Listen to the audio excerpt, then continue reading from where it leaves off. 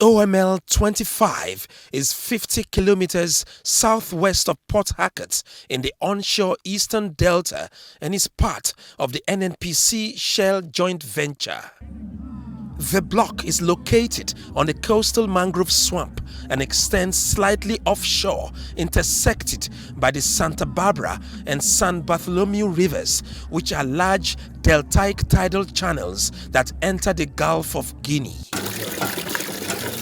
A little girl masters great effort to get water from a monopump in an oil-producing community where the taps run dry. Few meters away, her neighbor is cleaning fish for the evening meal. This is Ofoyama, one of the host communities to OML-25 that sits by the bank of the Kilama River. It's a 10-minute boat ride from Ofoyama to Bilema, where yet again their kinsmen lack potable water, but drink from this stream they often refer to as well water.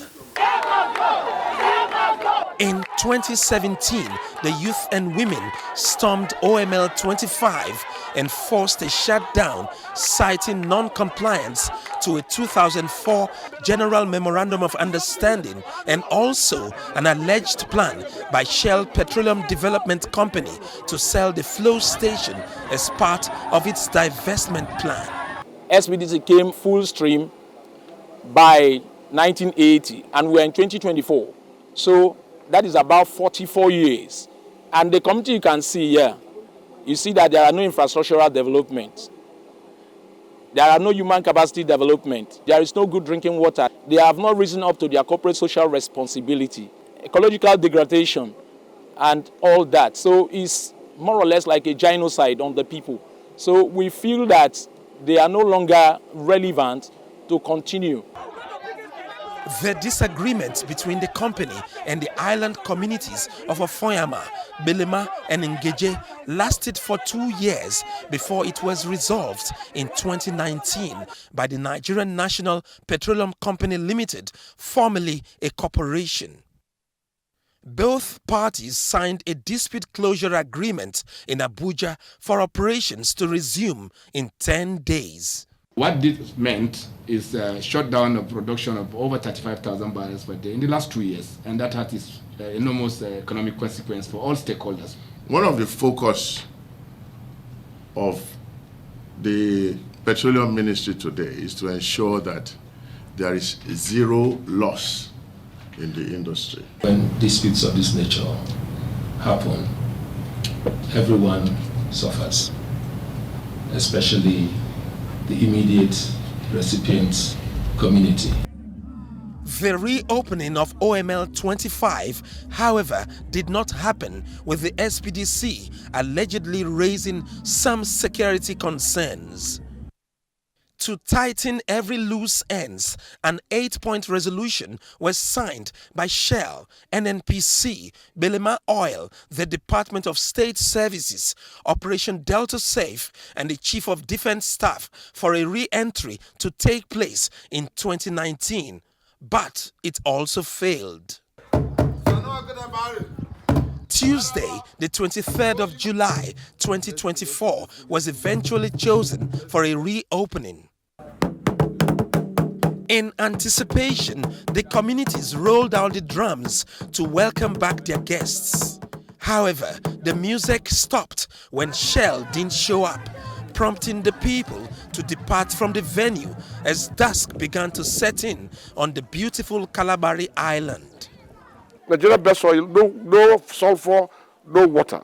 And yet you lock down this place for this number of years, and the NNPC is keeping quiet, the regulatory authority is keeping quiet, and Nigeria is bleeding. And we are saying Shell must obey the law. There is no two governments in Nigeria. We have only one government, and that's the federal government. So if Shell wants to make herself a government, then we will tell them no, because we are Nigerians and we respect the Nigerian Constitution.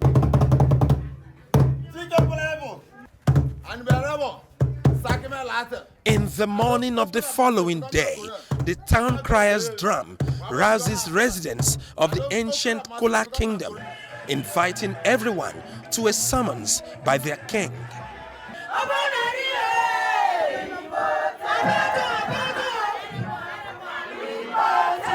We don't have oil bunkering in our area. Kula is very safe. We are very peaceful. And there's no kidnapping here. There's no banditry here. There's no unknown gunmen here. So nobody should be afraid to come here and start the operation. Nigeria today having challenge of dwindling revenue, and it cannot meet its quota of crude oil production given to them by OPEC. So we want OML-25 to start. Kola is a very peaceful community, and as peaceful community, we are urging Shell and the federal government to come and start operation in OML-25. We are also using this medium to tell Shell to implement what they signed with Belema Oil. The Amayanabo of Kola Kingdom appeals to all parties concerned.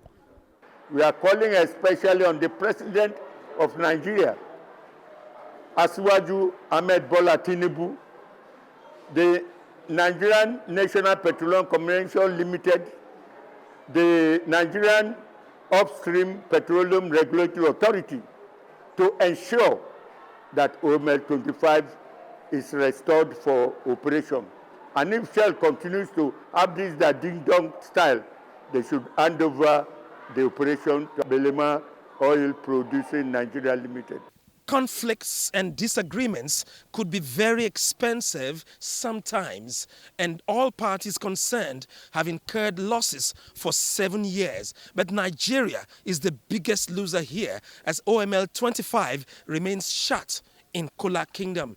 Now, all issues concerning the delay in reopening the flow station should be addressed to help a country so direly in need of an economic rebound.